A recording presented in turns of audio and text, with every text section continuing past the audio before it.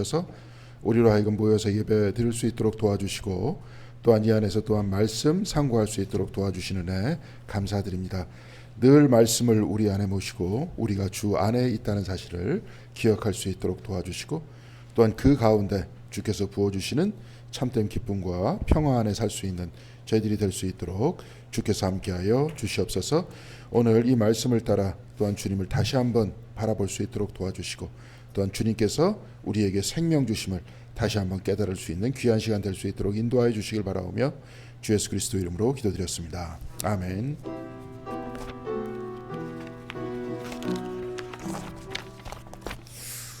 날씨가 다시 쌀쌀해집니다. 그 몽골이 위도가 이제 북쪽이고 우리나라보다 훨씬 추운데 겨울에는 그렇게 이게 이제 물론 춥기는 엄청나게 춥죠. 엄청나게 추운데 사실 우리나라의 추위가 더 춥게 느껴진대요. 거기 있는 사람도 우리나라에 와서. 왜냐하면 습하기 때문에 웻 콜드라 그러잖아요. 그러니까 여름에도 습하면 굉장히 덥게 느껴지지 않습니까? 이제 그와 다 비슷하게 그렇답니다. 그러니까 저도 이렇게 쭉 보니까 뼛속을 파고드는 추위인 것 같습니다. 내일 또 새벽에 내일인가요? 내일 모레인가요? 내일이요? 또 갑자기 또 떨어진다. 좀 떨어지다가 또 이제 또 괜찮다가 그러겠죠. 그러니까 지금 뭐 소환 추위라 그러는데 옛날에 소환이 굉장히 추웠는데 지금 뭐 그냥 그렇지 않습니까? 그렇게 그냥 지나갔다가 갑자기 또 하루 정도 추워지는데 일기예보에서도 보니까 반짝 추위래요. 그러니까 이제 겨울에 별로 춥지 않습니다. 근데 여기서 다 그 마포에서 이렇게 사시던 분들이잖아요. 그렇죠. 저는 이제 마포하고는 상관없이 살다가 여기 이제 지금 2019년부터 살게 됐는데 여기 한강 바로 옆에서 막 썰매 타고 스케이트 타고 그러지 않으셨어요? 그렇죠, 옛날에. 그러니까 옛날에 저는 텔레비전에서만 봤어요. 저기 그 성북구에 있었기 때문에 강하고는 상당히 먼 거리에서 있었기 때문에 잘 모르는데 그때 막 뉴스에서 저도 지금 기억납니다. 막 그 한강 거기 위에서 썰매 타고 사람들 스케이트 타고 막 심지어 그 뭡니까 트럭이 지나가는 것도 봤어요. 그러니까 그 정도로 얼음이 두껍게 얼었다는데 과거에 비해서는 훨씬 더 안 추운 겁니다. 근데 그때는 어떻게 버텼는지 모르겠어요. 지금 생각해 보니까 집에 우풍이 세가지고 저도 어릴 적 생각을 해보면 물을 갖다 놓으면 물이 얼었던 것 같은데 그래 물이 얼었죠. 이제 다 그렇게 사는 방법이 있습니다. 근데 이제 또 나름대로 따뜻하게 지내던 것에 됐기 때문에 그래요. 자, 오늘 요한복음 10장 여기서 이제 목자문 문지기 이렇게 나와 있는데 예수님께서 스스로를 나는 양들의 문이다. 그리고 나는 또 목자다. 선한 목자다. 이제 문지기에 대해서 말씀을 하셨는데 선한 문에 대해서만 말씀하시고 목자에 대해서 말씀하시고 그러면서 아버지와 나는 하나다 이렇게 말씀하셨고요. 근데 이제 문지기도 역시 마찬가지로 그와 같은 뜻이지 않나 이렇게 생각을 합니다. 근데 이제 목자 문지기 몇 명입니까? 예? 목자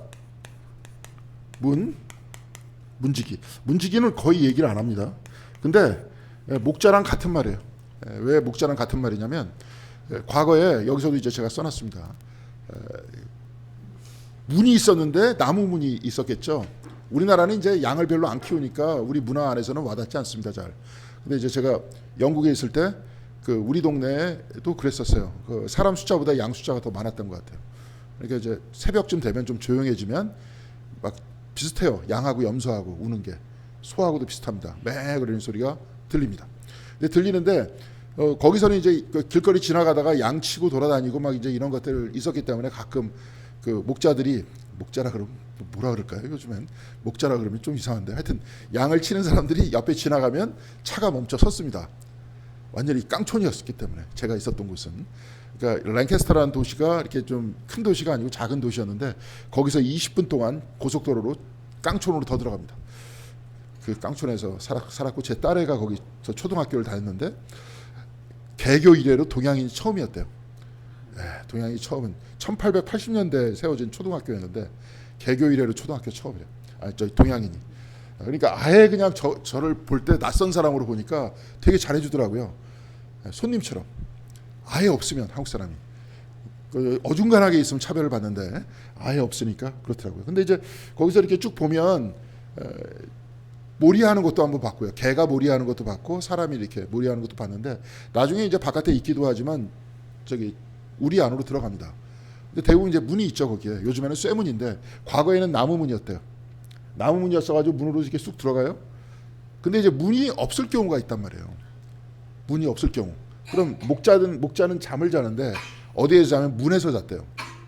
옆으로 누워서. 누워서 자면 양들이 그럼 나오려 그러면 누구를 밟아야 됩니까? 목자를 밟아야 되니까 못 나와요. 그러니까 예를 들어서 맹수가 그쪽으로 들어가가지고 잡아먹으려고 한다. 그럼 누구를 또 밟고 가야 돼요? 목자예요. 그러니까 목자나 문지기나 사실은 같은 겁니다.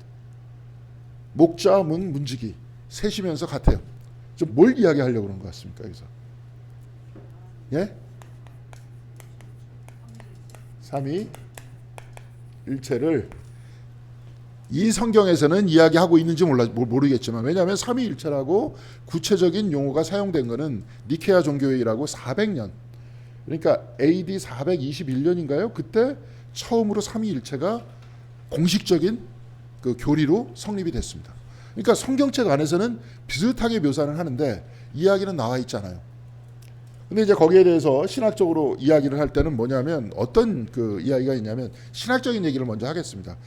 신앙에는 별로 도움이 되지 않는 얘기 같아요. 제가 가만히 봐도. 근데 알긴 알아야 되기 때문에 이 이야기를 하겠습니다. 이제 예수에 관계된 이야기 때문에 그래요. 예수님은 누구신가?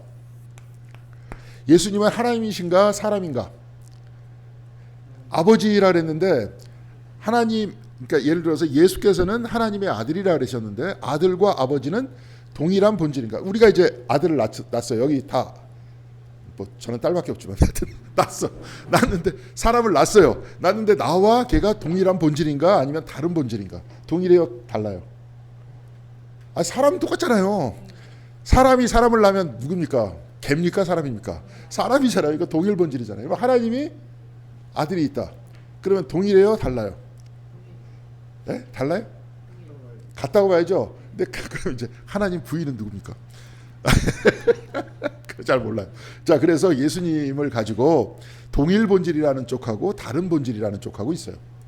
그러니까 본질이 아버지하고 같다 하는 파가 있었고 그게 이제 뭐냐면 아타나시우스파라고 있었어요.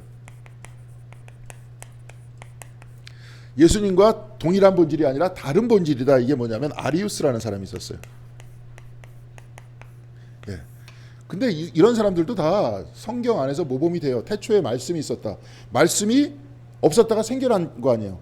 그러면 이 사람 같은 경우에 뭐냐면 최초의 피조물이라는 거야. 무슨 말씀인지 아시겠어요? 저 바울 서신 같은 경우에도 쭉 보면 누구보다도 제일 먼저 나신이잖아요. 먼저 나왔잖아.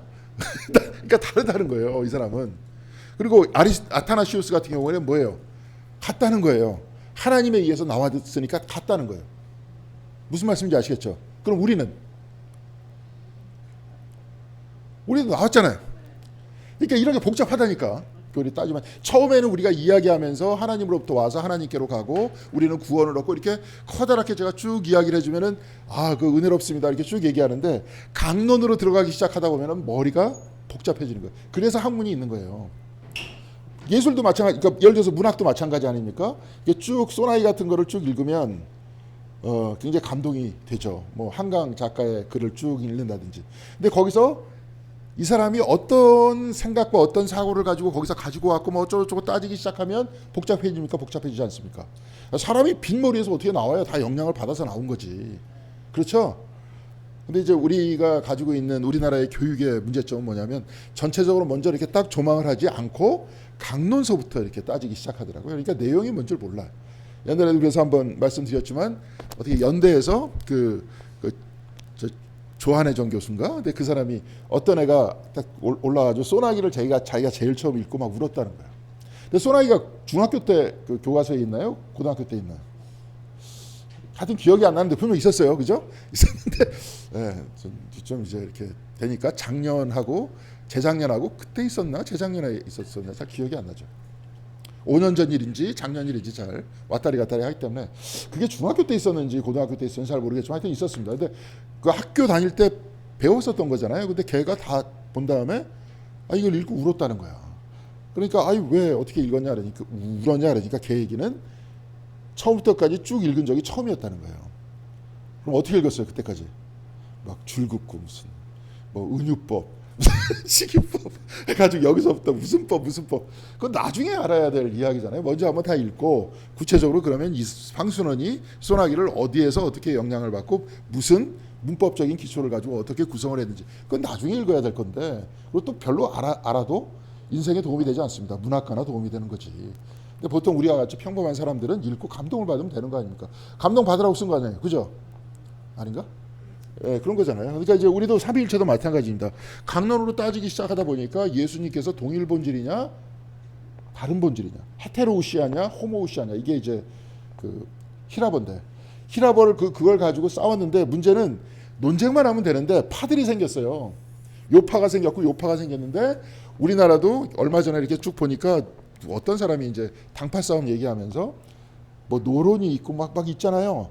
뭐가 있으면서 당파 싸움을 하는데 이 역시도 뭐냐면 우리나라 같은 경우에는 예법을 중요시 여기는 나라였잖아요. 유교 나라였기 때문에. 그러니까 이게 옷 같은 거를 어떻게 입고 뭐 예를 들어서 왕이 죽었다 아니면 왕비가 죽었다. 왕은 무조건 3년상인데 왕비가 죽으면 3년상을 해야 될 거냐 말아야 될 거냐. 그럼 옷을 상복을 누가 어디까지 어떻게 입어야 될 거냐.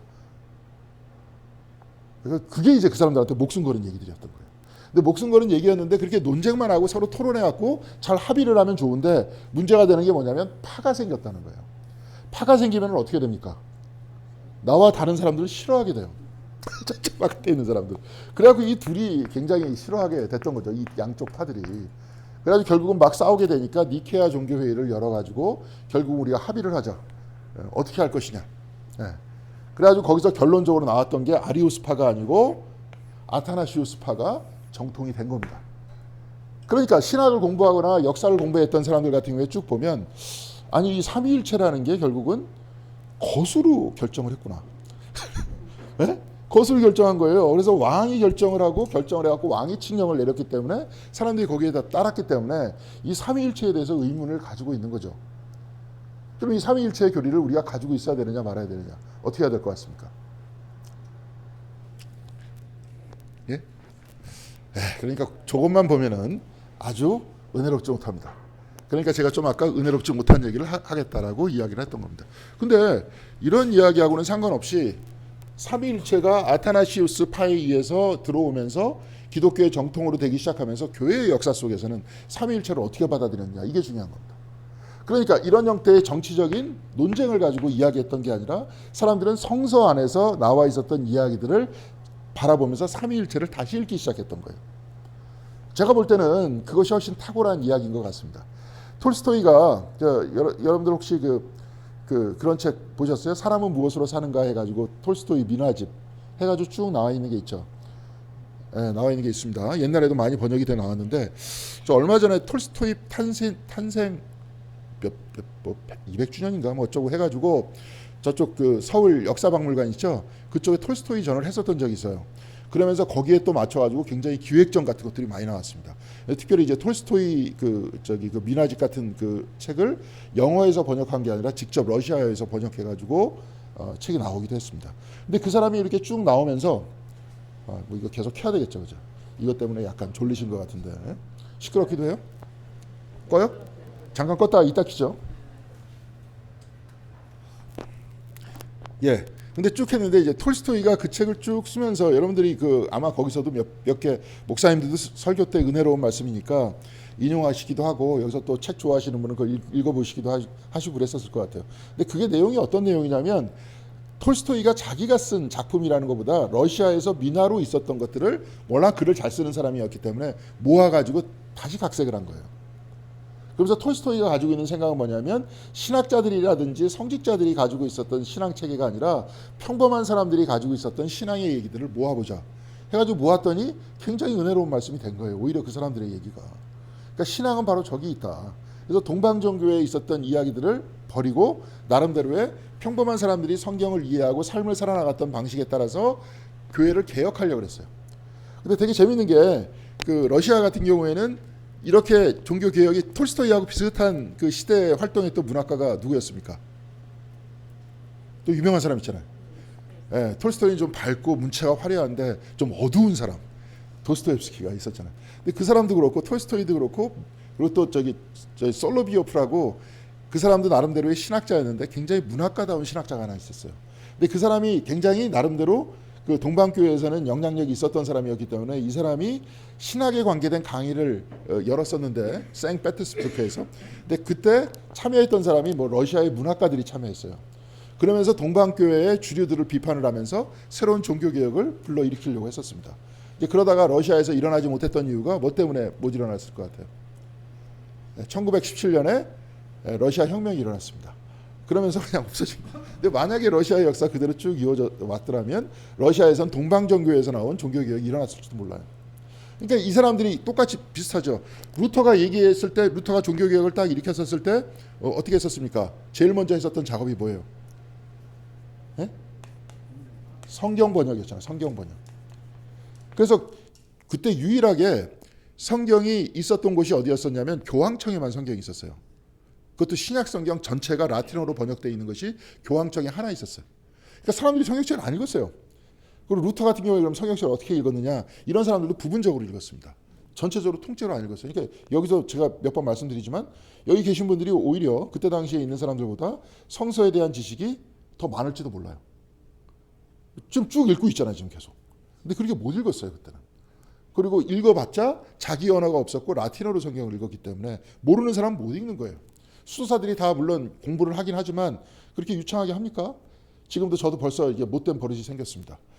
영어로 과거에는 쭉 읽다가 지금은 귀찮으면 챗 GPT에다가 집어넣고 붙여서 빨리 번역해. 그럼 바로 번역해서 나오니까. 왜냐하면 난해구 같은 걸 번역하려면 좀 한참 걸리는데 그건 금방금방 나오잖아요. 그러니까 그때도 마찬가지로 그랬었다는 거죠. 그래가지고 그때 제일 처음에 루터가 성경 번역을 해가지고 평범한 사람들이 성경을 읽기 시작하잖아요. 과거에는 교황청에만 읽기 시작했고 사람들이 읽었고 사람들이 읽지를 못했기 때문에 모든 형태의 번역의 독점은 누가 가지고 있었습니까? 교황청에서 가지고 있었어요.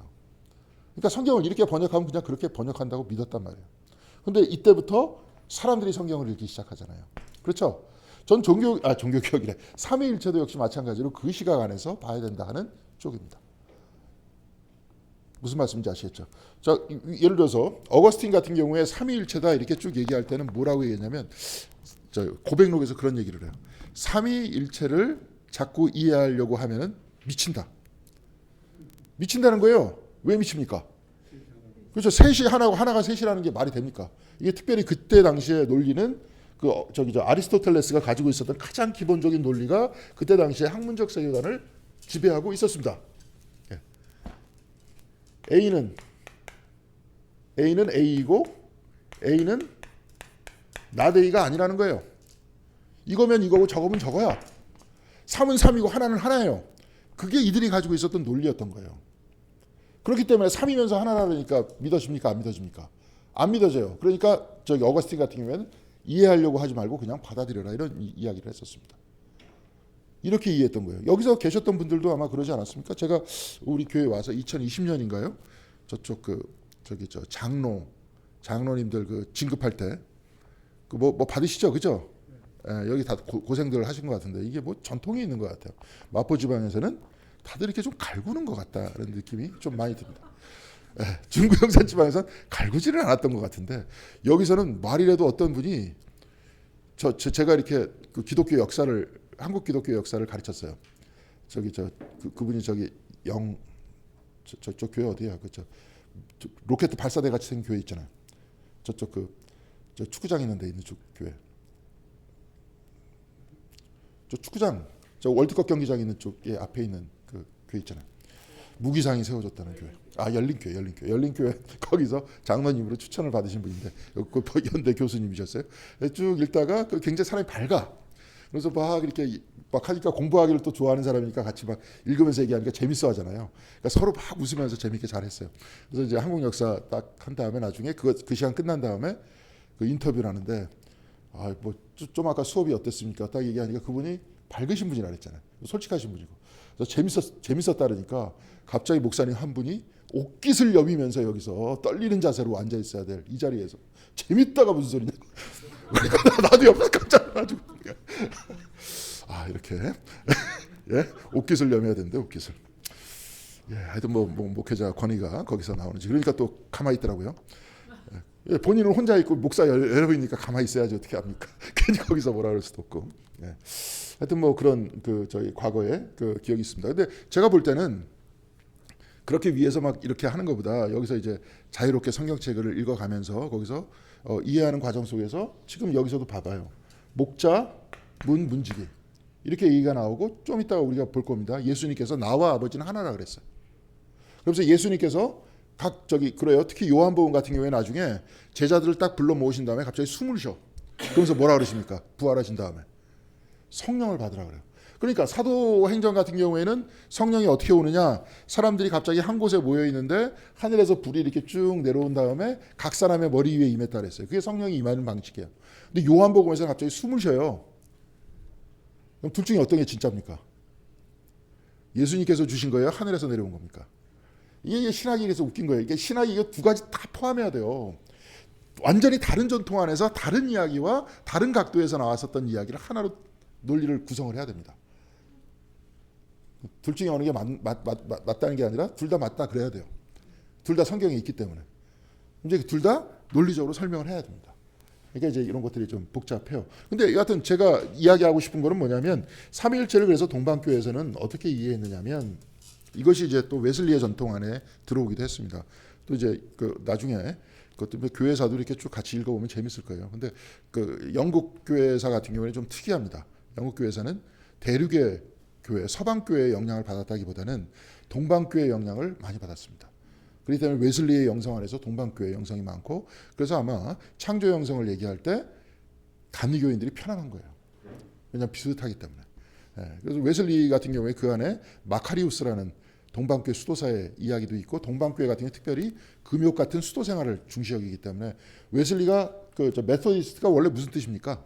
메소디스트 규칙이잖아요. 수도원 규칙이에요. 수도원 규칙에 따라서 하루를 살았던 겁니다. 그리고 일상 안에서 하루를 그 규칙 안에 살아가는 거예요. 그러니까 비슷하게 맞아 떨어집니다. 자, 그러니까 그 안에서 어떻게 봤냐면 삼위일체를 성부가 있죠. 성자, 성령. 이 부분들을 이분이 기독교의 그 동방교회 전통 안에서는 셋이면서 하나라고 이 관점 안에서 들어가지 않았습니다. 그 관점 안에서 들어가면 어거스틴 말대로 미칠 수가 있어요. 왜냐하면 말이 안 되는 걸 말이 되려고 만들어야 되기 때문에 미칩니다. 그렇죠? 그러니까 여기서 어떻게 이야기하냐면 한 분이시다. 한 분이세요. 원래 성령도 그래요. 동일 본질이야. 세 분이 동일 본질인데 어떻게 동일 본질입니까? 우리와의 관계 속에서 봤어요. 우리의 신앙생활의 관계 속에서. 그냥 하나님이 셋이라는 대상을 딱 갖다 놓고 셋이면서 하나가 돼야 돼 막 얘기를 하면 우리가 별별 생각이 다 나잖아요. 물 세 잔을 큰 볼에다가 딱 집어넣으면 하나입니까? 셋입니까? 하나야. 근데 양은 달라. 그러니까 양은 다르지만 하나다. 막 이런 식으로 또 막 말을 만들어낼 거 아닙니까? 그러니까 그거는 대상으로 생각하고 상상으로 생각하는 것 뿐입니다.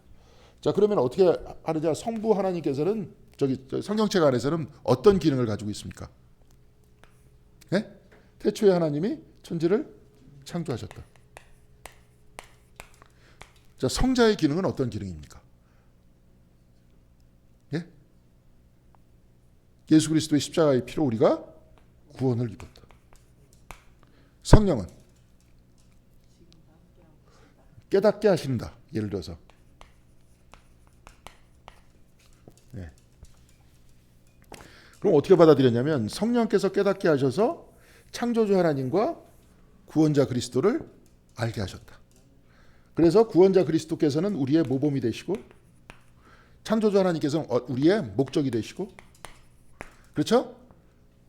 성령 하나님께서는 뭐예요? 모범이 되시고 목자 되신 하나님과 좀 아까 강수권사님께서 말씀하셨듯이 지금도 같이 계시는 성령님께서 모범이 되시는 그리스도를 통해서 누구에게로 갑니까? 하나님께로 가게 하신다. 이렇게 했던 거예요. 그러니까 셋이면서 하나다 이걸 중시로 본 게 아니라 하나님께서는 지금 아까 이제 찬송가가 좋았습니다. 주 안에 살자. 그 찬송과 똑같이 우리가 누구 안에 있는 겁니까? 하나님 안에 있다는 거예요. 주 안에 있다는 거예요. 주님께서 또 누구 안에 있는 거예요? 우리 안에 있는 거예요. 우리 안에 있고 우리가 주 안에 있으면서 지금도 같이 계시고 모범이 되시고 목적이 되신다는 거예요. 이분이 다 같다는 거예요. 그러면서 이 사람들이 그 이야기할 때는 처음에 몇몇 신학자들이 막 논쟁을 하면서 정치적으로 통합했을 줄은 몰라도 기독교 전통 안에서는 하나님에 대해서 어떻게 얘기했던 겁니까? 그냥 동떨어져서 우주 저편에 계신 분이 아니라 어떤 분이세요? 우리의 구체적인 목적이 되고 삶도 목적이 있어야 될 거 아니에요. 그렇죠? 자기도 목적이 있어야 될 거 아니에요. 삶도. 목적을 가지고 살잖아요. 목적이 없으면 흐트러지겠죠. 여기도 계속 중요시 여기는 게 뭐냐면 여러분이 교회를 지키기도 하지만 교회가 여러분을 지키기도 합니다. 지금 이렇게 수요일날 나온다는 것들도 목적이 되고 새벽에도 나오는 것도 목적이 되고 주일날에 나오는 것도 목적이 되고 그 목적의 삶 안에서 내가 어떻게 기독교인으로 살아갈 것인가에 대한 삶의 방향과 삶의 아우라라 그러죠. 그 사람을 풍기는 이미지예요. 그게 있을 거 아니에요. 그렇기 때문에 내가 기독교인으로서 말도 좀 조심해야 되고 행동도 조심해야 되고 그렇죠. 나쁜 생각도 좀 안 해야 되고 행위도 나쁜 행위도 안 해야 되고 뭐 이런 것들이 있지 않습니까? 이런 목적을 가지고 내가 만들어져 나가는 거 아니에요. 그렇죠? 그렇죠? 뭐 이런 것들 디테일하게 막 철학적으로 복잡해지는데 그런 목적이 있는 거 아닙니까? 목적이 있어야 내가 사는 거 아니에요. 근데 그 목적이 궁극적으로 좀 멀어. 예를 들어서 예수님을 찾아냈던 사람들이 저희 동방박사죠. 근데 동방박사는 뭘 보고 예수님을 찾아냈습니까? 별을 보고 찾아냈어요. 별은 저 위에 있잖아요. 저 위에 있는 목적을 가지고 별을 향해서 갔던 사람이 누구를 찾아냈어요? 예수님을 찾아냈잖아요. 근데 별은 다 떴었잖아요. 그때 그 사람들만 별을 본 게 아닐 거 아닙니까? 별 보고 찾아간 사람 3명밖에 없었어요. 그 사람도 예수님을 만났잖아요. 헤롯도 봤을 거예요. 근데 헤롯은 찾아갔습니까? 안 찾아갔습니까? 안 찾아갔잖아요. 그 사람 못 만나는 겁니다. 만나려고 해도 못 만나니까 괜히 엉뚱한 애들 막 죽이고 그랬었잖아요. 성경책 안에서는. 자, 그러니까 이런 목적이 있어야 사람들이 살아갈 수 있어요. 우리들도 평범한 사람들인 것 같은데 아주 작은 목적이라도 있어야 살아갈 수가 있다는 겁니다.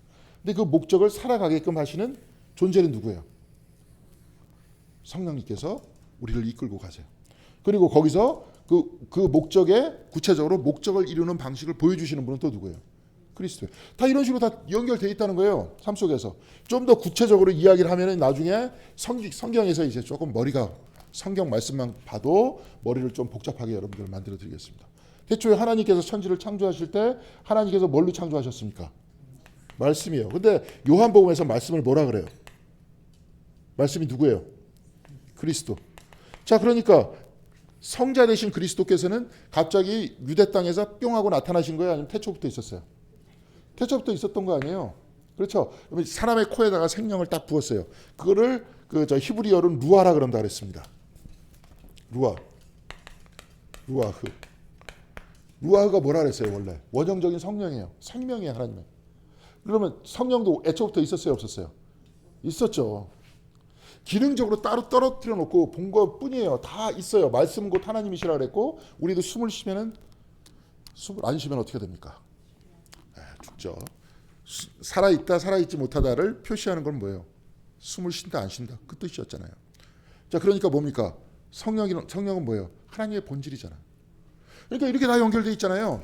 근데 이런 모든 것들이 성경 안에 있는 이야기를 삼위일체적으로 보면서 삼위일체가 그러니까 셋이다 이렇게 쭉 얘기하면서 말씀과 하나님과 뭐 성령과 숨은 하나다라고 사람들은 봤던 게 아니라 그 세 분 되신 하나님께서 세 분이 아니죠. 한 분인데 세 가지의 기능을 가지고 있는 하나님께서 오늘 우리들과 같이 있다는 거죠.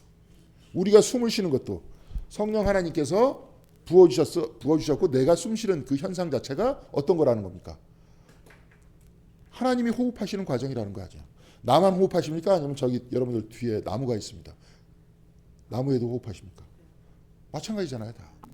자, 그 한 분 하나님께서 같이 호흡하시고 그렇죠. 한 분 하나님께서 말씀하셔서 그 말씀으로 끊임없이 이루어지고 있고 지금도 이제 벌써 강의가 시작한 지 25분이 지났습니다. 25분의 시간이 지금 펼쳐져 있어요. 펼쳐져 있는 시간과 공간이 끊임없이 어떻게 되는 겁니까? 말씀을 통해서 펼쳐지고 있는 거 아니에요. 그러니까 여기도 계시고 태초에도 있었고 지금도 있고 이렇게 해석을 했었던 겁니다. 이게 삼위일체를 이해했던 방식이었던 거예요. 그럼 삼위일체를 이해하기 위해서는 제일 먼저 뭘 알아야 되는 겁니까? 대상적으로 하나님을 이렇게 보는 게 아니라 하나님과 우리와의 어떤 거예요? 예? 하나님과 우리와의 관계를 봐야 돼요. 관계가 없는 것이 아니라 항상 관계하고 계시다. 이번 주에도 이제 설교를 준비하다 보니까 직업이 설교 준비하는 사람이니까 준비하다 보니까 거기서 그런 얘기가 나와요. 예수님께서 세례를 받으시면서 다시 한번 1년이 시작이 됩니다. 이걸 주현절이라 그래요. 주현절이 뭘로 시작되냐면 예수님께서 오셨다. 그래서 동방박사의 이야기, 빛으로 오신 그리스도에 대한 이야기. 두 번째 뭐냐면 세례를 받는 이야기. 또 하나는 가나의 혼인잔치. 이 세 가지예요. 그래갖고 이어 ABC에 따라 가지고 처음이 다 달라져요. 근데 이번에는 세례 받는 이야기가 돼. 근데 세례 받는 이야기 속에서 그 뭐 세례를 다 이야기할 수 있겠지만 세례의 제일 끝에 하나님께서 뭐라고 말씀하십니까? 예수 그리스도 갑자기 하늘이 열리면서 내 사랑하는 아들이라 그러잖아요. 그럼 여기 계신 분들은 다 세례를 받으셨어요? 받지 않으셨어요? 아까 주님을 모범을 따라서 따라갔잖아요. 그럼 또 하늘이 열리면서 무슨 얘기가 나오는 겁니까? 사랑하는 아들이라는 거예요. 그 정체성을 가지고 사는 거예요. 세상이 뭐 어떻더라도. 주님께서도 인간적인 측면에서 보면 그 정체성을 가지고 살았기 때문에 뭘 견디신 겁니까? 십자가를 견디신 거잖아요. 십자가에 너희들은 나를 배달하도 나는 하나님의 아들이다. 여기 계신 분들도 다 하나님의 자녀다. 그걸 가지고 견디는 거 아닙니까? 예? 이 관계 안에서 살아가는 거잖아요. 저 이번에도 뭐 설교 때도 잠깐 얘기할 거지만 이 신앙적 관계 안에서 내가 살아가는 게 굉장히 중요한 겁니다. 지금 저 아주 지금 바깥에서 벌어지고 있는 일, 우리 주변에서 있는 이 악마 같은 모든 일들의 중심은 저는 이제 목사의 관점에서 볼 때는 뭐 때문에 생겼느냐? 하나님을 떠나서 생기는 모든 일들이에요. 예? 저 미국에서 저 트럼프가 그 인간도 저기 성경책에 손을 얹고 선서를 했을 겁니다. 근데 딴 나라에 가가지고 아무리 독재다 뭐다 해도 자기가 비행기 타고 가가지고 딴 나라 대통령을 납치해가지고 와가지고 그 다음에 세워요. 그 다음에 지금 완전 깡패 지금 히틀러같이 굴고 있습니다. 옆에 있는 그린랜드도 이제 필요하다는 거야. 자기네들이. 지구가 온난화가 되니까 이제 그린랜드도 좀 있으면 농사를 지을지도 모릅니다. 그리고 북극으로 통하는 항로 자체가 열려요. 춥지 않기 때문에. 거기를 다 독점하겠다는 거야. 그러니까 이놈이 전 세계의 어떤 미국 안에서도 점점 인기가 떨어져가고 막 있으니까 대통령이라든지 국가 지도자들이 인기가 떨어질 때 제일 많이 하는 작업이 전쟁입니다. 지금 30%밖에 안 돼요. 그러니까 11월 달에 중간 선거가 있습니다. 그러니까 중간 선거가 있기 때문에 얘는 지금 불안할지도 모르겠어요. 잘못하면 실각할지도 모릅니다. 쫓겨날지도 몰라요. 그럼 제일 하기 좋은 게 뭡니까? 전쟁을 하면 인기가 폭등합니다. 네. 그런 거예요. 그러면서 이제 쿠데타 일으키고 계엄령 일으키는 거예요. 근데 가만히 보니까 그 짓 하려고 그래. 원래는 뭐 노벨 평화상 받겠다 막 뭐 완전히 사이코처럼 굴었잖아요. 저 사람이 무슨 노벨 평화상이야 그랬는데 자기는 거기에 빠져 있는 거죠. 네. 그러면서 영향력 확대를 시키려고 했던 거예요. 근데 저 인간도 가만히 보니까 그 자리에서 안 내려오려고 그래. 죄진 게 많아가지고 잘못하면은 바이든 때도 몇 번 깜빵에 갈 뻔했잖아요. 네. 그러니까 저 짓 하는 거 보니까 그런 것 같아요. 근데 가만히 보면 생각을 해보세요. 내가 잘못해가지고 이렇게 됐기 때문에 상식적인 생각을 가지고 있으면 그러면 중간선거에서 떨어지든 아니면 가까스로 이어가가지고 자기가 4년 임기를 채우든 그래가지고 자기가 물러나든 그런 다음에 그건 다 뭡니까? 자기가 부족해서 그런 거 아니에요. 지금 제가 무슨 말씀을 하려고 그러냐면 사회를 이끌어 나갈 때 어떤 보편적인 윤리가 있잖아요. 법 위에 윤리가 있잖아. 여기가 법이 있다면. 그죠? 법 위에 적용하는 게 윤리예요. 그러니까 법 철학 안에서 보면 이걸 뭐냐면 실정법이라 그러고 이걸 자연법이라 그래요. 그리고 여기를 상식이라 그럽니다. 그러니까 법이 상식에 어긋나면 그 법은 파기되는 거예요. 상식이 아무것도 아닌 것 같지만 상식의 힘이 셉니다. 그리고 상식은 자연법이에요. 근데 만약에 이것이 다 무시되면 그리고 법만 남으면 뭐가 될까요? 네? 이게 말도 안 되는 법이라도 사람을 올가매려고 그러면 그 법을 위반했으면 그냥 가는 겁니다. 말도 안 되는 법이라도. 지금 그런 법들은 법의 역사 속에서 다 사라졌어요. 근데 말도 안 되는 법이 있었을 거 아니야. 쭉 보면 우리 역사적으로 봐도. 그렇죠? 근데 그 법이라는 게 그래요. 그러니까 만약에 이것이 상실되면 법은 뭐가 되냐면 법 기술만 되는 거예요. 기술자가 되는 기술자가. 무슨 말씀인지 아시겠죠? 국제법도 마찬가지입니다. 그 위에 가지고 있었던 보편적인 생각들이 있어요. 자기 나라 말고는 남의 나라 침입하면 안 돼. 그렇죠? 그게 그거잖아요. 근데 그 윤리가 만약에 깨지면 지금도 마찬가지예요. 이번에 뭐 그린랜드 들어간다 그러니까 그쪽에 있는 그 덴마크령이잖아요. 거기가. 그 덴마크 총리가 뭐냐면 2차 대전 이후에 만들어졌던 국제 질서래 지금이. 자유주의적 질서인 거예요. 히틀러에 저항해서, 그러니까 히틀러 극우주의자 아니야. 그래서 남을 증오하는 사람이었잖아요. 유대인도 증오하고 완전한 순수 백인 혈통이 아니면 다 백인들의 피를 더럽히는 존재라고 다 죽이려고 그러고, 그러면서 나왔던 게 2차 대전 아니에요. 나와 다른 사람을 증오하는 법. 그러니까 여기서 지금 2차 대전 이후에 나타났던 윤리와 개념들은 뭡니까? 나와 다른 사람을 용인해 주는 거 아니에요. 그렇죠? 피부 색깔이 다르거나 생각이 다르거나. 피부 색깔이 다른 사람은 뭐예요? 우리도 같이 읽었지만 좋은 얘기 중에서 하나 그 얘기죠. 한쪽에서 적응하다 보니까 피부색이 까매지고 노래졌고 하얘진 거 아닙니까? 근데 그걸로 사람을 판단할 수는 없는 거 아니에요. 근데 그렇게 됐었잖아. 이렇게. 근데 지금 그러고 있잖아. 그러니까 이게 무시됐어. 그러니까 여기에서 나오는 거는 기술밖에 없고 힘밖에 없는 거야. 자, 우리가 좀 아까 신앙을 가지고 있어야 된다. 하나님 안에서 삼위일체 안에서 하나님의 자녀가 돼야 된다. 이렇게 쭉 얘기하다 보면 우리가 가지고 가야 되는 그게 있지 않습니까? 윤리가 있잖아요. 보편적인. 그렇죠? 우리는 이 안에서 살아가는 거 아니에요. 이 아니니까 말이 안 돼도 차마 못하는 거 아닙니까? 얘 때문에. 근데 이제 깨졌다니까요? 이게 깨진 이유가 무엇 때문에 깨졌을까요? 내가 볼 때는 하나님을 자꾸 떠나서 그래요. 하나님을 떠나서 그래요. 이제 신앙이 사라졌어요. 이제 하나님에 대해서 더 이상 얘기하지 않는 시대가 됐습니다. 그리고 윤리에 대해서 더 이상 얘기하지 않는 시대가 됐어요. 이제는 유일하게 남는 게 뭐냐면 힘이에요. 돈의 힘이든 권력의 힘이든 이게 최고야. 그리고 사람들 점차 신앙을 떠나고 있기 때문에 내가 이렇게 살면 안 되지 하는 생각도 안 합니다. 힘만 있으면 다 되니까. 그렇지 않습니까? 뭐 그렇다 이겁니다. 그러니까 제가 볼 때는 그래요. 신앙생활을 할 때 뭐 세상을 바꾸자 뭐 어쩌고 이야기할 필요가 없고, 내가 신앙생활을 지켜나가면서 기독교인으로서의 살아가는 삶을 살아나간다. 이렇게 살아나가다 보면 내 자신의 삶이 문화가 되지 않겠습니까? 교회 안에도 문화가 있잖아요, 이렇게.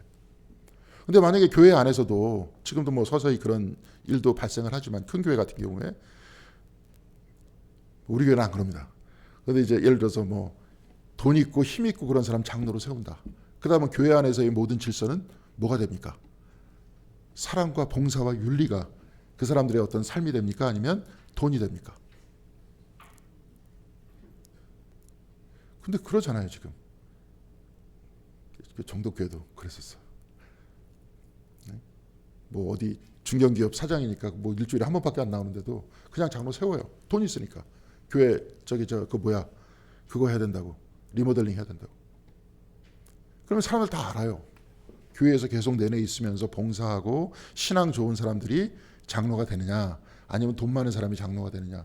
그럼 교회 안의 질서는 어떤 형식으로 질서가 유지되느냐. 사람들이 다 알아.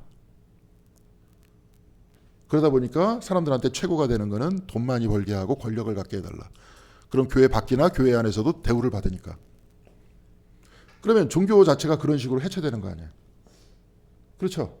그럼 이 신앙이라는 것들이 아까도 얘기했지만 하나님의 아들, 딸로서의 자기 윤리 안에서 살아가는 사람들이 보편적으로 많아지고, 그렇게 하다 보면 문화가 되고, 이렇게 하다 보면은 아까도 뭐 트럼프가 이런 행동을 하지 못하게 되고, 이렇게 되는 거예요.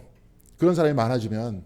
근데 이런 사람들이 점점 적어지고 하나님을 떠나기 시작하고, 모든 사람들이 그거 뭡니까? 뭐 니체 철학 비슷하게 다 그거 필요 없어, 다 가짜야, 가식이야. 힘 있으면 최고야. 힘이 있고 뭐든지 독점해갖고 네가 네 삶을 지금 이 세상 속에서 충만하게 살아가는 것, 이게 최고야. 이렇게 쭉 여기다 보는, 좀 니체 좋아하잖아요. 이런 식의 얘기하는 사람들. 이렇게 되다 보니까 사람들이 다 이렇게 되는 거 아니에요. 이거 다 없어. 다 이런 거 만들어진 거야. 다 필요 없는 거야. 지금 우리가 이런 세상 안에서 살고 있습니다. 네. 그러니까 이제 여기서 계신 분들한테 말씀드리고 싶은 것은 제일 좋은 건 뭡니까?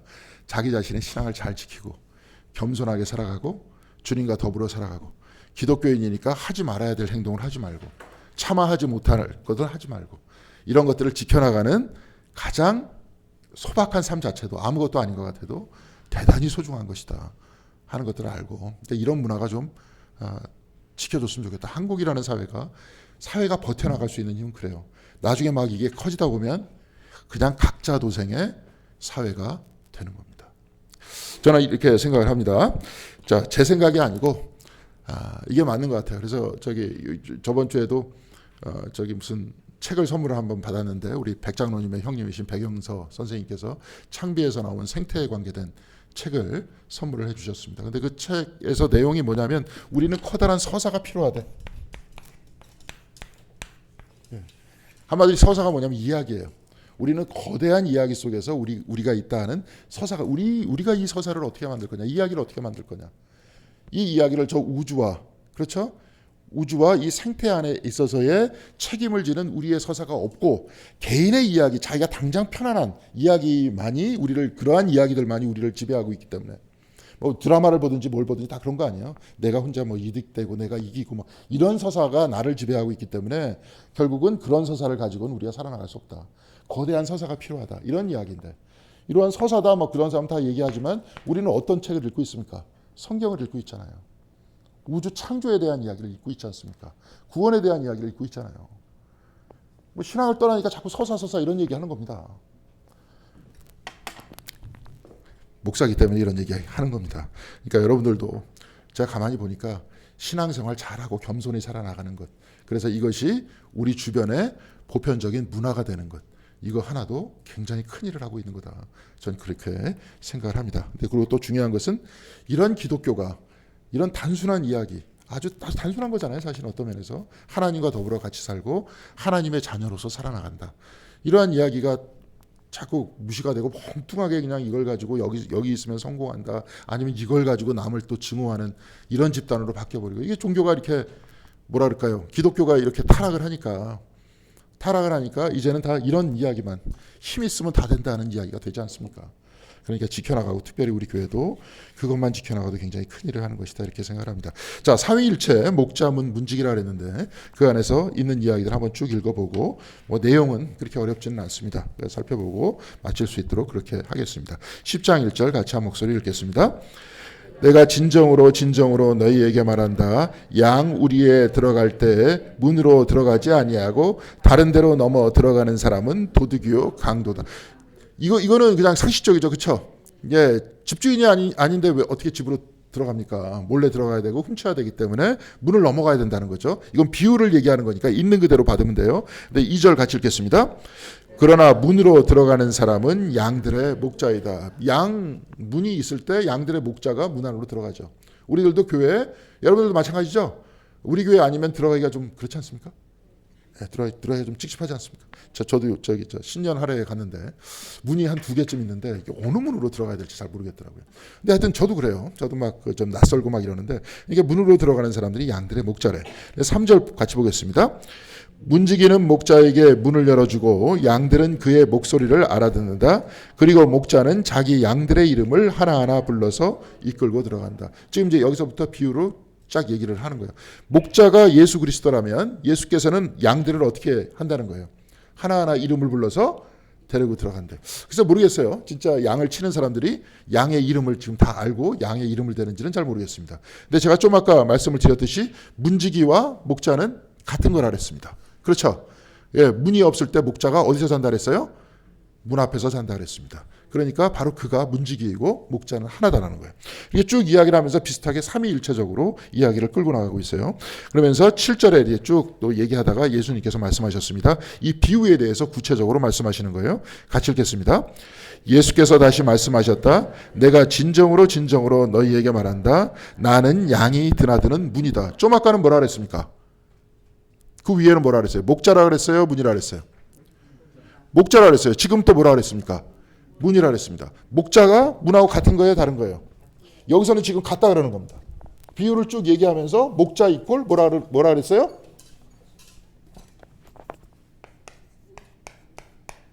이꼴 문이라 그랬어요. 나중에 요한복음 14장에 보면은 도마가 내가 가는 길을 너희가 알 것이다라고 얘기하니까 도마가 주님께서 어디로 가시는지 내가 모르는데 내가 어떻게 가냐. 그러니까 예수님께서 뭐라 그랬습니까? 내가 곧 길이요 진리요 생명이라 그랬어요. 여기도 똑같이 삼위일체를 이야기합니다. 진리와 생명의 길이 그리스도의 길이라는 거예요.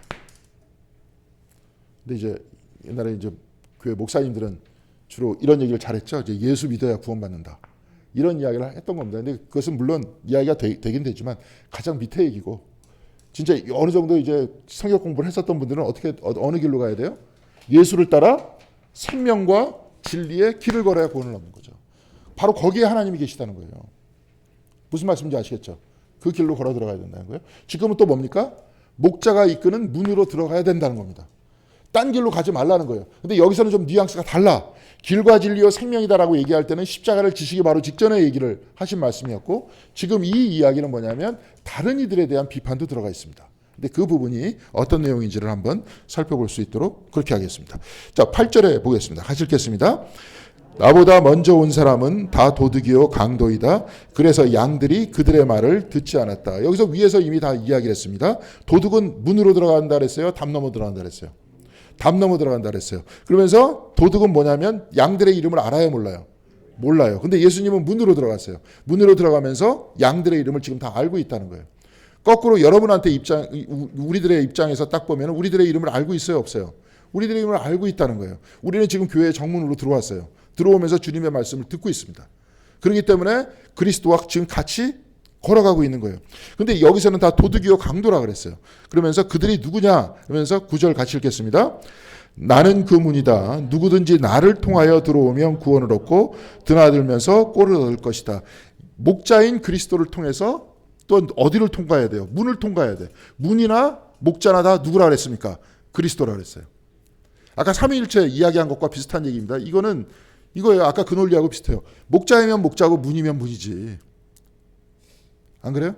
목자이면 목자고 문이면 문이지. 그러면 아까 삼위일체를 제가 설명할 때 뭘 이야기를 했었습니까?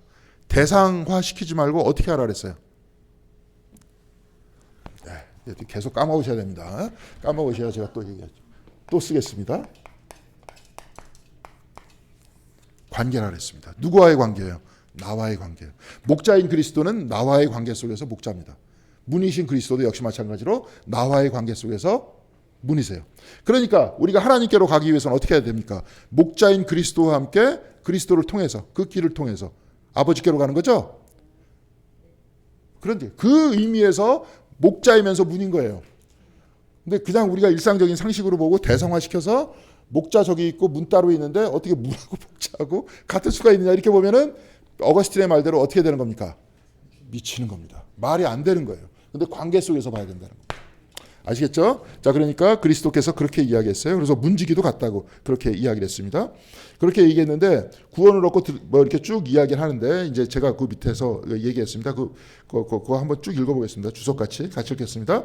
문으로 들어가야 된다. 이것은 후에 길, 진리, 생명. 예수께서 말씀하셨던 나는 길이요 진리요 생명이다. 나를 거치지 않고서는 아무도 아버지께로 갈 사람이 없다와 연결된 말씀이라는 거예요. 목자, 문, 문지기도 같다는 거죠. 그러니까 목자는 이꼴 문지기. 그리고 예수께서는 스스로 문이라고 했으니 목자, 문, 문지기. 그러면서 삼이면서 하나, 하나이면서 삼이라는 거예요. 이런 개념이었어요. 사람들은. 그래서 문지기가 되시는 분이고 목자가 되시는 분이고 문이 되시는 분이에요. 그분을 통해서 우리는 또 어떻게 가요? 아버지께로 가요. 그렇죠? 그래서 예수와 함께 예수를 통해 어떻게 누구에게로 가요? 예수에게로 가요. 하나님과 함께 하나님을 통해 어디로 갑니까? 하나님께로 가요. 다 어떤 걸 얘기하고 있습니까? 관계를 얘기하고 있는 거예요. 그렇죠? 그러니까 하나님께서 지금 여러분들과 같이 있습니까? 없습니까? 같이 있습니다. 같이 있는 관계 속에서 누구에게로 갑니까? 하나님께로 간다. 그 이야기를 하고 있습니다. 자, 그래서 8절에 같이 읽겠습니다. 여기서 아까 이제 8절하고 저기 9절에 다시 한번 또 따로 썼어요. 같이 읽겠습니다. 나보다 먼저 온 사람은 다 도둑이고 강도이다. 그래서 양들이 그들의 말을 듣지 않았다. 여기서 이제 먼저 이야기를 이야기할 때 요한복음에서는 모세를 얘기할 때도 있어요. 그런데 모세는 그렇지 않은 게 이유가 뭐냐면 요한복음 5장 46절에 너희가 모세를 믿었더라면 나를 믿었을 것이다 이렇게 말씀하셨어요. 그러니까 먼저 사람들을 그렇게 얘기한 게 아니에요. 그러면서 먼저 사람은 뭡니까? 다른 사람을 얘기하는 건데 9절하고 10절 같이 한번 읽어보도록 하겠습니다. 나는 그 문이다. 누구든지 나를 통하여 들어오면 구원을 얻고 드나들면서 꼴을 얻을 것이다. 도둑은 다만 훔치고 죽이고 파괴하려고 오는 것뿐이다. 나는 양들이 생명을 얻고 또 더 넘치게 얻게 하려고 왔다. 이런 이야기예요. 이제 여기서도 이렇게 보면 그 밑에 요세푸스의 기록 이렇게 쭉 얘기했죠. 예수님 시대에 자기 스스로 메시아라는 사람이 꽤 있었어요. 네. 그러니까 여기서도 이제 드다라는 사람이 있었다 그랬죠. 그러니까 400여 명의 사람을 데리고 요세푸스 유대 전쟁사 안에서 나옵니다. 그러니까 그 전쟁사 안에 기록되어 있는 그 기록만 그래요. 그 사람들을 데리고 스스로 예언자라 그랬어요. 뭐 그러다가 이제 로마에 잡혀갖고 처형을 당하고 십자가형을 당했던 모든 사람들은 다 뭡니까? 혁명가들이었어요. 그러다가 나중에 로마에 잡혀가지고 죽었었죠. 그리고 갈릴리의 유다라는 사람은 이제 우리가 저희 누가복음에 보면 호적 하나 내려갔다 그랬죠. 이게 뭐냐면 세금 내려갔었던 거거든요. 그러니까 세금에 반대해갖고 밀란을 일으켰던 사람이 있었어요. 또 하나는 뭐 이집트인이라는 사람이 있었는데 이 사람은 저기 감람산 있죠. 감람산에 가갖고 예루살렘 성벽이 다 무너질 것이다. 좀 있으면 우르르 무너질 것이다. 이렇게 이야기를 하고 예언했지만 실패하고 도주했다. 그러니까 쉽게 얘기해서 예수님 당시에 스스로 예언자다, 자기가 메시아다라고 얘기했던 사람이 있었다는 거예요. 그러니까 예수님께서는 여기서 이렇게 이야기하면서 나보다 먼저 온 사람 다 도둑이고 강도이다. 그래서 양들이 그들의 말을 듣지 않았다라고 얘기하는 이 이야기는 뭐냐면 바로 이것을 두고 얘기하는 것이다. 이런 얘기예요. 네. 그러면서 이제 쭉 이야기를 하고 있습니다. 그러면서 여기서 두 번째 나는 양들이 생명을 얻고 또 더 넘치게 얻게 하려고 왔다. 이렇게 기록해 있죠. 자, 요거는 요 말씀을 중심으로 한번 살펴보겠습니다. 생명을 얻는다. 처음에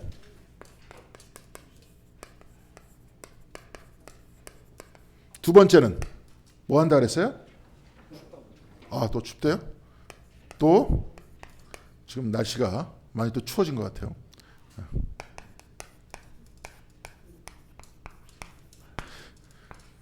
자, 생명을 얻고 또 넘치게 얻는다. 이 두 가지는 어떤 내용인 것 같습니까? 태초에 말씀이 있었다 그랬죠? 말씀에 의해서 창조가 됐죠? 그렇죠? 말씀에 의해서. 그래서 예수님에 의해서 우리가 생명을 얻는 것은 뭐냐면 이 말씀에 왜 그냥 말씀이겠어요? 저번 주에는 이제 행동이라고 잠깐 얘기를 했었는데 말씀인 건 뭐냐면 그리스도의 말씀이 우리들 안에 있어서 그 말씀을 통해서 우리가 생명을 얻고 살아가잖아요. 여러분들 여기서 쭉 보면은 이거 아무것도 아닌 것 같지만 이게 대단한 삶의 방식입니다. 무슨 말씀인지 아시겠어요? 다른 사람들은 이렇게 안 살잖아요. 내가 이제 아침에 밥을 먹고 내가 누구하고 이제 막 경쟁해서 이겨야 되고 회사에서 승진해야 되고 막 이런 것들을 먹고 살아가잖아요. 근데 기독교인들은 말씀을 읽잖아요. 아침에. 그리고 기도하잖아요. 이 말씀에 의해서 생명을 얻고 살아가잖아요. 그렇죠? 그러니까 이것하고 비슷한 얘기예요. 그러면서 실질적으로 태초에 말씀이 있었고 그 말씀에 의해서 창조됐고 말씀이 없이는 창조된 것은 아무것도 없다라고 요한복음 1장에서 이야기를 하고 있지 않습니까? 그러니까 모든 사람은 그리스도를 통해서 생명을 얻었어요. 근데 또 뭐라고 얘기했습니까? 두 번째. 또 넘치게 얻게 하겠다. 요한복음 3장 16절은 어떻게 돼 있어요? 넘치는 생명에 대해서. 하나님이 세상을 이처럼 사랑하셔서 독생자를 주셨으니 그를 믿는 자마다 멸망하지 않고 뭘 얻는다 그랬습니까? 영생이요. 이게 뭐예요? 또 넘치게 얻는 생명 아니에요. 그러니까 지금 생명을 얻었고 또 넘치게 하는 생명을 얻는다는 거예요. 누구로 말미암아? 그리스도로 말미암아. 그래서 그리스도로 말미암아 그렇게 됐기 때문에 그리스도는 뭐라고 얘기했었냐면 나하고 하나님은 여기서 나와 아버지라 그랬습니다. 나와 아버지는 뭐라 그랬습니까? 나와 아버지는 하나라는 거예요. 그래서 말씀 얘기했던 거고 영생을 얘기했던 겁니다. 그래서 그렇게 믿고 살아가는 겁니다. 그렇게 이야기를 하는 거예요. 자, 그러면서 14절 한번 같이 읽겠습니다. 나는 선한 목자이다. 나는 내 양들을 알고 내 양들은 나를 안다. 여기서 이제 안다는 표현들을 제가 여러 번 이야기했었죠. 저거는 온도. 아니, 꺼질 게 아니라 온도일 걸요 아마. 온도가 맞으면 꺼질 거예요 아마. 예, 나는 양들을 알고 내 양들은 나를 안다 그랬는데 안다는 건 뭐예요? 예, 여러분들이 이것도 또 여러 번 이야기를 하는데 남대문에 문지방이 있습니까 없습니까? 네? 없다고 믿는 겁니까? 알고 있는 겁니까? 알고 있어요? 예, 알고 있기 때문에 의심이 없죠. 예, 좀 있다가 지금 이제 12시 거의 다 돼가는데 벌써 이제 해가 어두워졌기 때문에 6시에 해가 질 겁니까? 안 질 겁니까? 저요. 알고 있죠. 예. 근데 믿기만 한다면 불안하죠. 여기서 돈 내기를 한다면. 돈이 진짜 많은 사람이 한 100억 내기 하자. 딱 이러면 괜히 불안해지기 시작하지 않습니까? 혹시 6시에 껌껌해지지 않으면 어떡하지? 그래서 자, 믿는 게 아니라 안다는 것은 더 깊은 믿음을 이야기를 하는 거죠. 그래서 서로를 완전히 신뢰하기 때문에 나는 내 양들을 알고 양은 나를 안다고 그렇게 이야기를 하고 있는 겁니다. 그러면서 15절 같이 읽겠습니다. 그것은 마치 아버지께서 나를 아시고 내가 아버지를 아는 것과 같다. 나는 양들을 위하여 내 목숨을 버린다. 가장 잘 아는 노자. 양들은 나를 위해서 목숨을 버리는 선한 목자인 그리스도를 안다는 거예요. 그리스도는 양들을 신뢰하기 때문에 하나님을 신뢰하기 때문에 그렇게 한다는 거예요. 자, 그래서 여기서 밑에서 믿음과 가닿는다 하는 이야기를 두 가지로 얘기했습니다. 안다 하는 이야기, 그 이야기를 했어요. 그래서 16절 같이 읽겠습니다. 나에게는 이 우리에 속하지 않은 다른 양들이 있다. 나는 그 양들도 이끌어와야 한다. 그들도 내 목소리를 들을 것이며 한 목자 아래서 한 무리 양떼가 될 것이다. 자, 믿지 않는 사람이죠.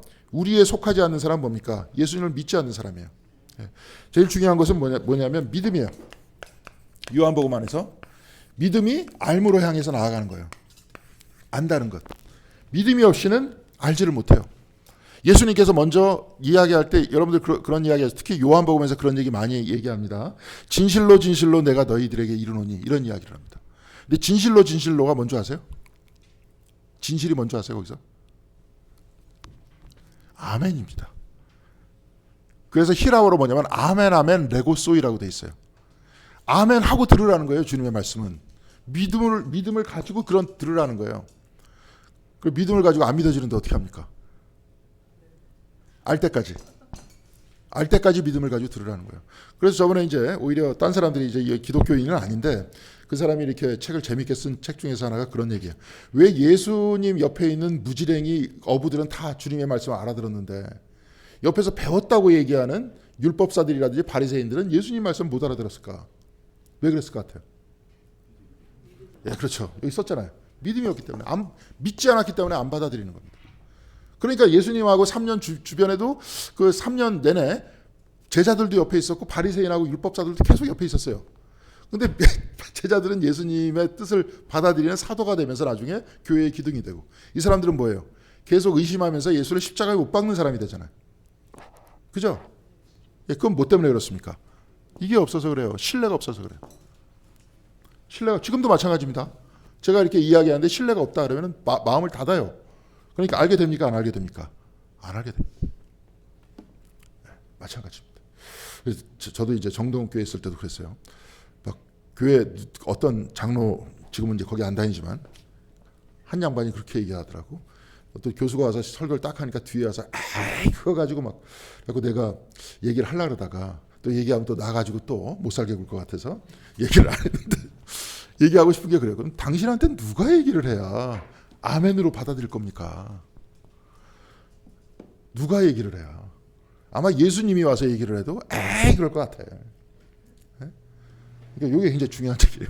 이걸 가지고 이렇게 이야기를 했습니다. 그래서 이렇게 얘기를 했던 사람들이 바깥에서도 들어온다는 거예요. 그러니까 예수님께서 지금 저번 주에도 잠깐 설교를 했지만 나오는 건 뭐냐면 그렇게 얘기했어요. 내가 땅에 들려서 올라갈 때 나는 모든 사람을 내게로 이끌어올 것이다. 모두에게 영생을 줄 것이다. 이게 그리스도께서 이야기하는 요한복음의 프로젝트예요.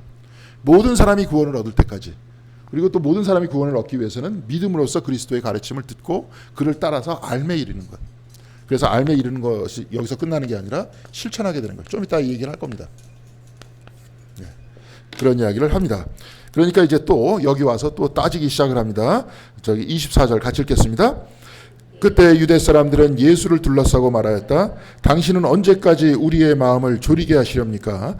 당신이 그리스도이면 그렇다고 분명하게 말해 주십시오. 라고 얘기를 합니다. 분명히 여러 번 얘기했죠. 그죠? 여러 번 얘기했는데 못 듣는 거예요. 계속. 믿음이 부족하니까. 그러니까 예수님께서 그렇게 이야기를 하십니다. 25절 같이 읽겠습니다. 예수께서 그들에게 대답하셨다. 나는 너희에게 이미 말하였는데도 너희가 믿지 않는다. 내가 아버지의 이름으로 하는 그 일들이 곧 나를 증언해 준다. 말했는데도 안 믿었다. 믿지 않았기 때문에 알지 못하는 거다. 네, 그런 얘기예요. 그러니까 26절 보겠습니다. 그런데 너희가 믿지 않는 것은 너희가 내 양이 아니기 때문이다. 아니기 때문에 그렇다는 거예요. 네, 무슨 말씀인지 아시겠죠? 이제는 다 아실 겁니다. 27절 보겠습니다. 내 양들은 내 목소리를 알아듣는다. 나는 내 양들을 알고 내 양들은 나를 따른다. 자, 그러니까 앞부분에 보면 양들이 아닌 사람도 다 끌어모으겠다 그랬죠. 그죠? 예, 그렇습니다. 교회 바깥에 있는 사람들도 마찬가지입니다. 교회 안에 있는 사람들도 마찬가지예요. 믿음으로써 그리스도의 알매 이르고 알므로써 실천에 이르는 겁니다. 그런데 이제 여기서도 요게 없으면 요게 계속 이해가 잘 안 되는 겁니다. 거기서 이렇게 쭉 이야기를 해요. 그래서 예수를 믿는 자, 예수께서 진실로 진실로라고 말할 때는 믿고 듣는 것이고요. 믿음이 없이니 의심하고 그러니 말을 해도 듣지 않는다는 거죠. 그러나 믿는 자들은 알아듣고 알고 깨닫고 나를 따른다. 실천한다는 거잖아요. 따른다는 건 실천한다는 거잖아요. 제자들이 따르는 거잖아요. 그렇죠? 지금도 우리도 예수님의 제자라면 어떤 사람입니까? 따르는 사람이잖아요. 지금 그러니까 우리가 계속 바라봐야 될 것은 아까도 쭉 얘기했습니다. 기독교의 영향력이다 이렇게 쭉 이야기를 하는데 신앙이 없이는 인간이 힘듭니다. 지금 이제 드디어 위기가 왔어요. 저는 이제 문명의 위기가 온 것 같아요. 진짜 문명의 위기가 왔습니다. 이거 어떻게 2차 대전 때는 핵무기가 없었잖아요. 나중에 일본이 그냥 핵무기 맞고 끝났지만 태평양 전쟁이. 근데 지금 핵을 다 가지고 있는데 모르겠습니다. 어떤 식으로 될지. 하여튼 앞으로도 굉장히 그렇습니다. 자, 28절서부터 다시 보겠습니다. 같이 읽겠습니다. 나는 그들에게 영생을 준다. 그들은 영원토록 멸망하지 아니할 것이요 또 아무도 그들을 내 손에서 빼앗아가내지 못할 것이다. 우리가 또 이거를 어떻게 해야 되는 겁니까? 아멘으로 믿고 붙들고 우리의 삶에서 알아야 되는 거예요. 그리스도 아무도 우리를 그리스도의 손아귀에서 뺏지 못한다. 세례를 줄 때는 뭐라 그랬습니까? 하나님께서 사랑하는 자녀다라고 얘기했다. 그것은 변치 않는다 하는 것을 붙들고 있는 거예요. 그게 믿음입니다. 29절 같이 읽겠습니다. 그들을 나에게 주신 내 아버지는 만유보다 더 크시다. 아무도 아버지의 손에서 그들을 빼앗아가지 못한다. 아버지 손에서도 못 뺏어간다. 그리스도의 손에서도 못 뺏어간다. 그렇게 얘기하면서 30절에 뭐라 그랬습니까? 나와 아버지는 하나다라는 거예요. 네. 그러니까 아까 삼위일체 얘기했지만 그래서 아버지와 나는 하나라고 이야기를 하죠. 그리고 또 예수님께서 숨을 쉬시면서 성령을 받으라고 말씀하시죠. 그러니까 이런 이야기들이 통합되면서 사람들이 성령과의 관계, 그리스도와의 관계, 하나님과의 관계를 이야기했고 성령 하나님의 힘에 의해서 그리스도를 통해서 아버지께로 간다. 이렇게 얘기를 했던 겁니다. 그래서 삼위일체는 관계 안에서 이해를 해야지 삼위일체는 대상을 통해서 이야기하면 안 된다. 그런 얘기고요. 아버지께서는 만유보다 더 크시다 그랬죠. 자, 그러면 우주는 하나님 안에 있습니까? 하나님 밖에 있습니까? 예? 하나님이 우주 어디에서 그 집을 하나 마련하고 사시는 거예요? 아니면 우주가 하나님 안에 있는 겁니까? 자, 그러면 여러분들이 교회에서 벗어나서 막 뛰어. 저희 우리 김정희 권사님 저 오셨는데 저 제주도까지 비행기 타고 날아가. 그럼 제주도는 하나님 안에 있습니까? 하나님 밖에 있습니까? 네. 어디를 가나? 로켓을 하나님 안에 있어요. 그러니까 하나님 손에서 벗어날 수 있어요? 없어요? 없어요. 그 자각을 가지고 다 살라는 말이에요. 나만 그런 게 아니라 모든 사람이 다 그렇다는 겁니다. 세례를 받을 때 예를 들어서 그렇게 한번 물어보겠습니다. 세례를 딱 예수님께서 받으실 때 하늘이 확 열리면서 내 사랑하는 아들이고 내 뭐 기뻐하는 자다. 예수님께서 말씀하셨어요. 세례를 받아야 딱 그렇게 되는 겁니까? 아니면 원래 하나님께서 내 기뻐하시는 자고 사랑하는 자다라고 여러분을 다 얘기했는데 세례를 통해서 다시 확인시켜 주신 겁니까? 첫 번째가 맞아요? 두 번째가 맞아요? 네? 두 번째 맞죠? 확인하는 거잖아요. 우리만 그런 게 아니라 모두를 사랑하는데 여러분은 하나님이 여러분을 사랑하는지 알고 있어요? 모르고 있어요? 알고 있어요. 뭐 믿음 안에서 알고 있는 거 아닙니까? 근데 모르는 사람들은 모르는 거잖아요. 저 계속 막 얘기를 하지만 제 얘기가 허언이 아닙니다. 지금 바깥에 지금 그 사람들 보면 웬만한 사람 다 약 먹고 있어요. 여기 계신 분들은 안 그러겠지만 젊은 사람들 정신과 약을 먹고 있단 말이에요. 하나님을 떠났으니까 믿음이 없고 자기가 왜 태어났는지 모르니까 좀 알잖아요 지금. 그렇죠? 네. 정서적인 것뿐만이 아니라 문명사적으로도 신앙을 가지고 있다, 신앙을 가지고 있지 않다 하는 것들이 굉장히 큰 겁니다. 그 얘기예요. 자, 그래서 아버지께서는 뭐예요? 만유보다 더 크시다 그랬죠? 그렇죠? 그래서 아무도 아버지의 손에서 그들을 빼앗아가지 못한다. 이것을 믿어라. 믿어서 알매 이르고 그것을 또한 실천하면서 따르면서 생활하라. 이제 그렇게 말씀을 하셨습니다. 그래서 이제 거의 다 끝났습니다. 34절 보겠습니다.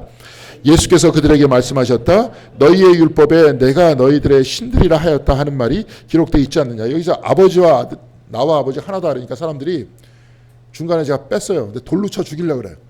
나와 아버지가 하나다 그러니까. 돌로 딱 쳐 죽이려고 그러니까 예수께서 뭐라고 말씀하셨냐면 너희의 율법에 내가 너희를 신들이라고 하였다 하는 말이 기록되어 있잖아요. 이 말씀이 뭐냐면 시편 82편 6절의 말씀을 지금 인용하신 거예요. 6절 한번 6절 7절 한번 같이 읽겠습니다. 같이 읽겠습니다. 하나님께서 말씀하셨다. 너희는 모두 신들이고 가장 높으신 분들의 아들이지만 너희도 사람처럼 죽을 것이고 어느 군주처럼 쓰러질 것이다. 이 부분이 있어요. 이 이야기는 뭐냐면 네가 하나님이다 이 뜻이 아니라 너희가 하나님의 신성함에 참여한다는 거예요. 말씀을 가지고 신성함에 참여한다 이 얘기입니다. 근데 예수님께서는 내가 너희들 신들이라고 이야기하였다라고 너희들한테까지 다 얘기했는데 하나님의 아들인 나를 신이라고 얘기하지 못하느냐 하나님이라고 얘기하지 못하느냐 이렇게 논증하고 있는 겁니다. 자, 그 다음에 한번 보겠습니다. 35절 보겠습니다. 하나님의 말씀을 받은 사람들을 하나님께서 신이라고 하셨다. 또 성경은 패하지 못한다. 하나님의 신성에 참여한다는 뜻이에요. 좀 이따 요거만 설명하고 끝내겠습니다. 36절 마저 읽고요. 같이 읽겠습니다. 그런데 아버지께서 거룩하게 하여 세상에 보내신 사람이 자기를 하나님의 아들이라고 한 말을 가지고 너희는 그가 하나님을 모독한다라고 이야기하느냐 이렇게 얘기해요. 이 부분이 난해구인데 어떤 얘기냐면 그리스도에 대한 이야기와 우리에 대한 이야기입니다. 동방정교회 언제 한번 우리가 시간이 나면 그것도 수련회를 기획하면 좋겠네요. 교회에 이제 우리랑 좀 다른 신앙 전통 정교회 있죠. 정교회 지금 애호계에 있는 정교회가 있습니다. 거기를 한번 견학 가는 것도 좋은데 거기서는 구원을 어떻게 말하는 줄 아십니까? 구원 우린 구원받았다 이렇게 얘기하잖아요. 거기는 뭐냐면 신화라는 표현을 씁니다. 예. 신델화. 신화가 됐대. 하나님이 됐다는 거예요. 예? 하나님이 되는 게 구원이에요. 이 얘기가 무슨 얘기입니까? 인간은 죽죠.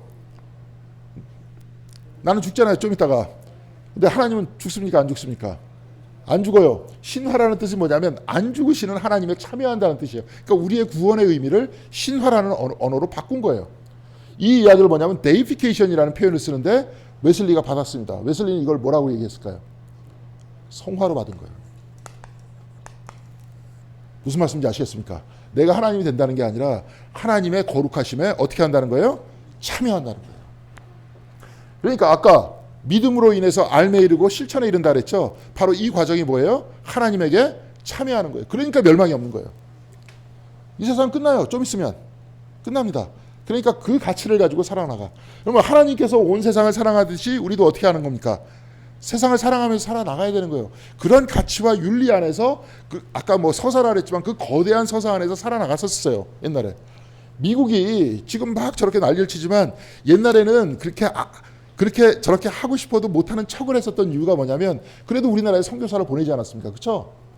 개신교에 의해서 개신교의 터전 위에서 서 있다라고 말은 그렇게 했었어요. 그래서 교인들이 많았기 때문에 미국 안에서 그렇게 신앙생활 하려는 사람이 많았기 때문에 함부로 행동을 못했던 겁니다. 정치가들이. 근데 지금 어떻게 됐습니까? 그냥 기독교에 줄은 게 아니라 난 기독교가 왜곡됐다고 봐요.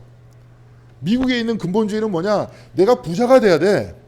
그게 칼비니즘의 중심이 뭐냐면 하나님께서 나를 선택하셨어. 구원 받았는지 안 받았는지 선택을 하셨어요. 내가 구원 받았는지 안 받았는지 불안해. 그건 하나님의 절대 주권이기 때문에. 그러니까 내가 구원을 못 받았으면 하나님이 선택한 사람이 아니면 내가 아무리 교회를 열심히 다니고 헌신을 해도 나는 지옥 가. 그러면 구원 받은 사람은 선택한 사람은 뭐예요?